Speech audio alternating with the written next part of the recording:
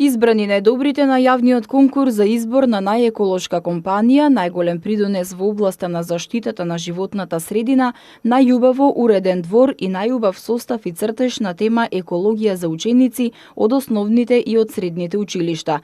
Конкурсот градот Скопје го објави на 22 март и траеше до 15 мај оваа година. За најеколошка компанија е избрана Прокредит банка, која е добитник на наградата во износ од 45.000 денари. Во категоријата за избор на најголем придонес за заштитата на животната средина и природата, добитник на наградата во износ од 45.000 денари е Нула отпад Скопје. За најубаво уреден двор на објект за индивидуално домување, добитник на наградата е Зоран Митич за двор во општината Аеродром, а за двор на институција победник е Основното училиште Свети Климент Охридски во село Драчево, општина Киселавода.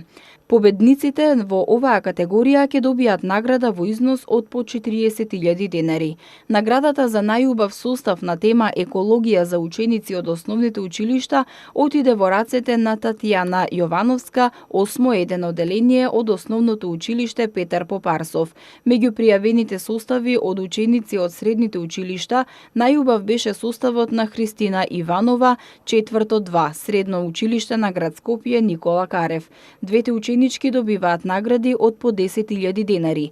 Во категоријата за избор на најубав цртеж на тема екологија за ученици од основните училишта, добитник на наградата е Харис Мусли, 8-2, Основно училиште Петар Здравковски Пенко, а за ученици од средните училишта наградата отиде кај Мартина Арсеска, 4-1, Средно училиште на град Скопје Никола Карев. Наградените ученици во оваа категорија добиваат награда од по 10.000 денари. Како што информираат од град Скопје, во категоријата за најубаво уреден двор за колективно домување не е доделена награда, бидејќи на конкурсот не пристигнале пријави. Овој конкурс градот Скопје традиционално го распишува во рамки на манифестацијата Денови на пролетта, Денови на екологијата, а целта е да се подигне јавната свест за значењето и потребата од чиста и здрава животна средина.